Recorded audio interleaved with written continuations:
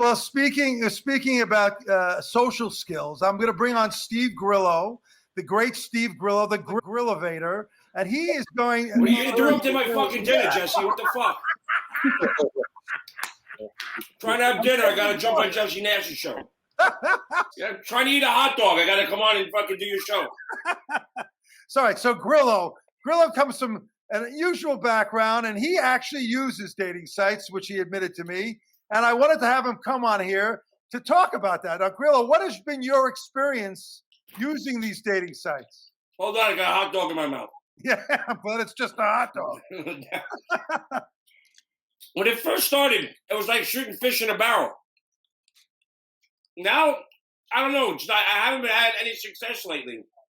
And I don't know if they're just hyping it up. They're making it something like that it's more fake than it was. Maybe it was more real back when I first did it. But it's not like it's... In the beginning, it seemed that I had a little more success doing it. And as of right now, now that I'm single, I'm not finding it as much fun as it was in the beginning. In the beginning, being 2 years ago, but I did meet somebody that I dearly loved and cared about, but got dumped on one of the websites, and it turned out to be a good thing. But in the beginning, it was just basically, 1 or 2 times, and then see ya. So, guys, John, can you give Grillo some help here? Can you help this man? Well, I think the deal is you got to have a girl do your profile. You got to have a girl write everything. You got to have a girl pick your pictures. I kind of rush these things. I have no fucking patience. So I write stupid shit. I write stupid shit on my profile. Like, what do you write? What do you write? I don't know. Let's find out. So I write stupid shit. Like, spontaneous. Let's be spontaneous and do something fucking fun. Because I want to see if someone gets the joke.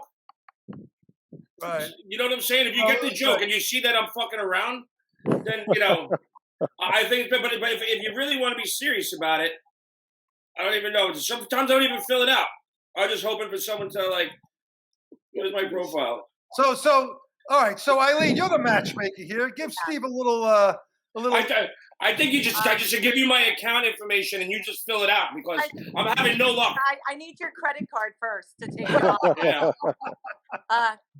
The first thing is that you're probably putting too many words down, and you don't need a girl to do it. You need yourself to do it. And the next thing that's really important is something one of you said about pictures is. The worst thing people do on an app that cracks me up is they put a photo of them from 10 years ago. Honestly, when you meet someone in person, they're going to see your weight, your height. So, Steve, don't lie. That's the first. I don't lie. I'm in a motorcycle club. I have a cat named Shirley, and I own a mansion and a yacht. But I would swipe you away. I would think you're obnoxious. So yeah, don't hold back, Eileen. Don't be gentle with Grillo. You got to tell him how you really feel. Well, he's you show the size of that wiener. He needs help. He needs help, right? I do need help. So don't be sarcastic. It's going to turn people off. If you really want to meet someone, show some things that you be funny. But many women are going to read that and be like, "Oh, he's obnoxious." You're funny, right? I'm funny. I'm spontaneous, but try to be a little serious too, because everyone doesn't only want humor. They want to watch Netflix and sit in front of the TV and not laugh. What if I just say I want to bang? No, you know what? Good idea.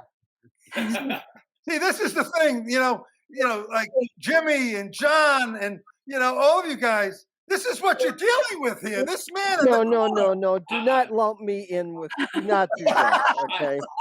I just caught the last 4 minutes of his show. Do not lump me. And I know he's a funny guy, but I am not that way. I just want to say I want to do filthy and nasty things to you, and then hopefully that works. Yeah. Oh my God. Jimmy, can you help this? Can you help this man? Who are you talking to? I'd like to ask Eileen something because, we are bringing syndicated personalities to have their own dating platform. I mean, it's powerful stuff. And we also have, by the way, Eileen, Yes. something that we think might be a groundbreaker, and that's a charitable extension to all of this, where 5% of that sub is going to the personality's charity. There is an enormous fraud factor, Eileen, that we have, Yes. found out about, and the company that we've partnered with has, spends millions in A&I. But how do you deal with that on your level? So, it's a great question. I spend a lot of time. I take a lot of men on, and I spend a lot of time getting to know them. We take their driver's license. We absolutely do a background check on them. And unfortunately, you have to go with your gut after meeting some people. Listen, I've met some men out that want to hire me, and they've stalked me. Um, but it's really spending listening to what people are saying and really seeing if they're sincere, making sure they're not married, and Right. stuff like that. I And mean, and it's Eileen, all isn't that Bumble's unique selling opportunity that if you're a guy, you got to wait until the lady knocks on your door. right. I went on Bumble. My daughter put me on it. I'm a matchmaker. And I think I mean, listen, everyone can't afford a matchmaker. Everyone can't afford what we all do.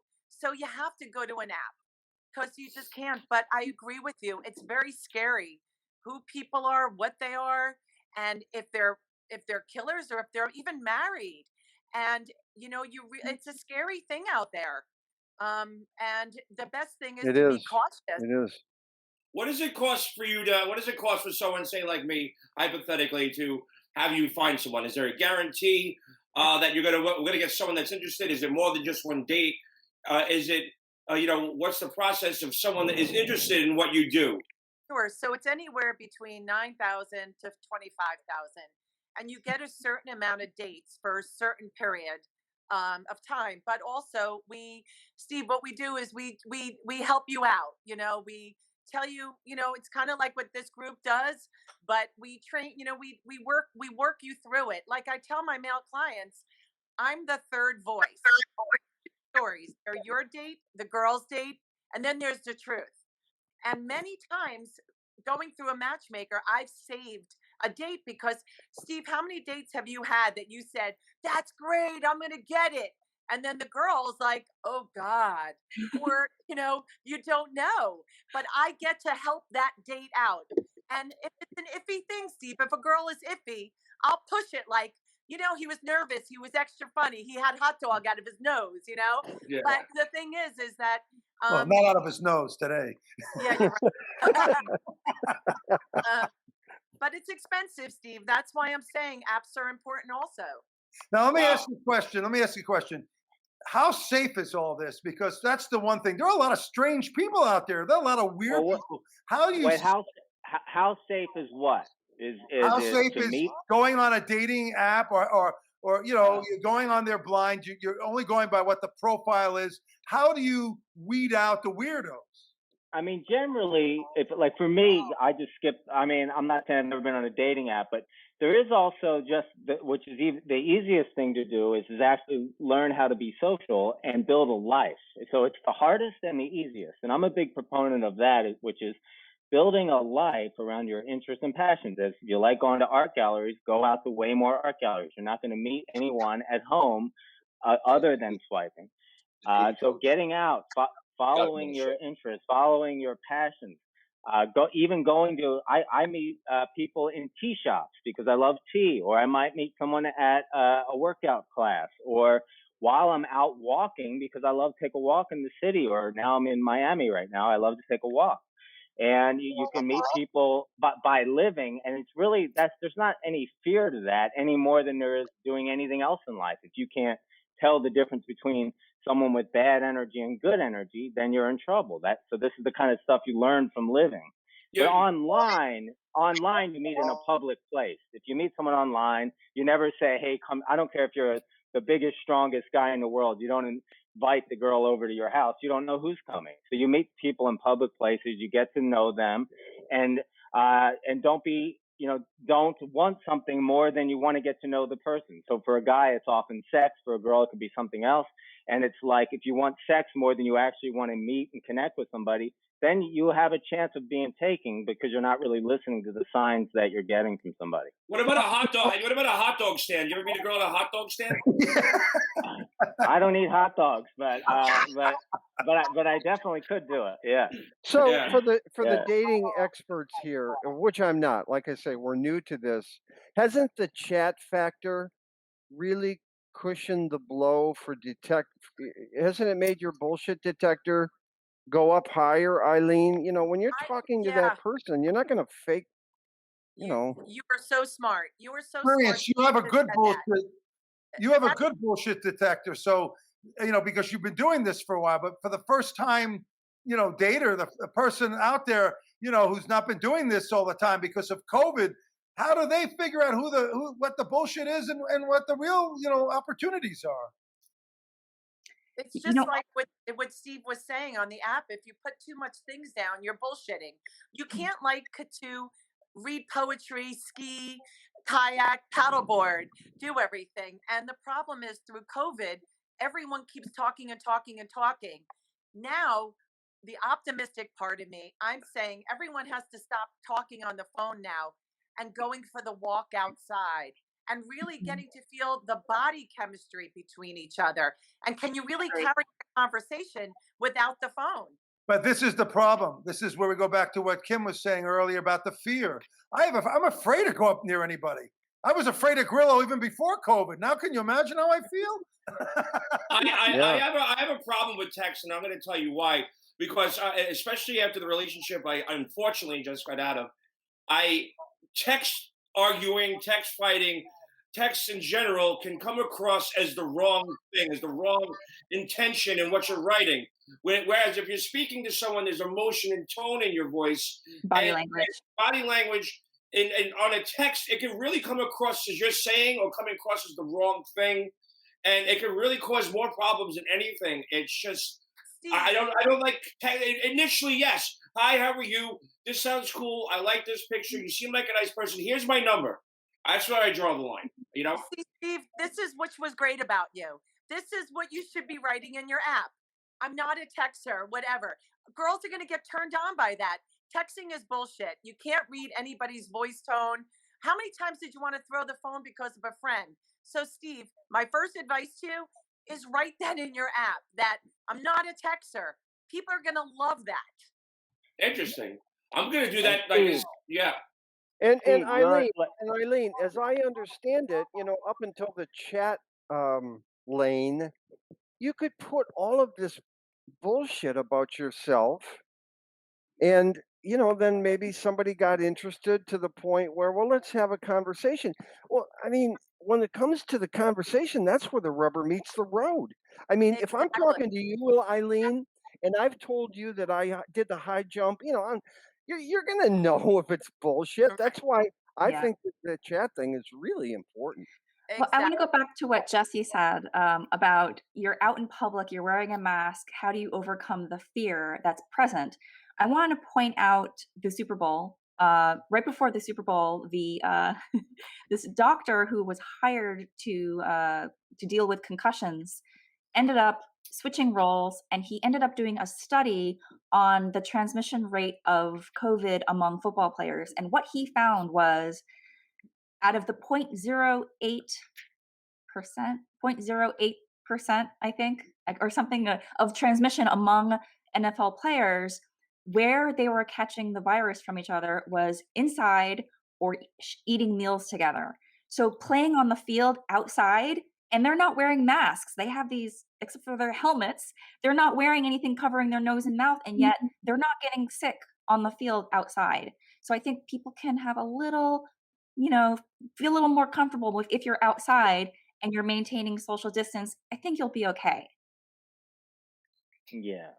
Well, I can say that I actually coached people outside in New York City in the fall when the weather was nice, and you know we were able to go get past social fear, meet and connect with new people that were open, and there was a significant amount of people that were open to meet, men and women both, And we were able to do that safely. And then for people to have dates, and then that's up to them, what lines they're going to cross and if they feel comfortable and safe with somebody. But none of those people got COVID that they dated or were at that time anyway. Now, since most singles are meeting on dating apps, how much responsibility do you believe that those dating apps have? None. Yeah, None. none. None. Why? Everybody knows you're taking a risk meeting someone at this point. Everybody knows that the dating app is there. You know it's there. The whole purpose of the dating app is to meet up with somebody and hook up. You're not going there to wear masks. You're going there to hopefully at some point find someone you like and have sex. Well, good luck. But am I wrong? Steve, you should have been a lawyer, dude. I'm telling you right now. No, but You in might his really case, go there. The only thing that kept me out of law school was high school. Well, this has been a really interesting conversation. I'm really glad that it's a good group here. I would like to get each one of you to give a closing statement of how you see us moving forward in the future. We've talked about some of the positives, what we should do, what we can do. I would like to know how each one of you personally plans on addressing this. Let's start with ladies first. Let's start with Aviva. You mean going forward in what way? Through the pandemic or relationship-wise? We're at the sort of the last act of this pandemic. So hopefully within the next 6 months to a year, it's all going to start winding down. How do we start to decondition ourselves? Because you're saying all these things about this person didn't get COVID from hanging out here, the football players didn't get COVID, but it's easy to talk about it, but it's harder to act. And how do we do that? Because I am petrified. Well, from my area of work, I'm helping people feel connected in their confinement and in their shared spaces. So I just encourage the couples I work with to continue the skills they've learned, even though they're going to have the world open up more, because the things they've learned and the way they feel connected through my work with them is something that will carry through no matter what the circumstances are.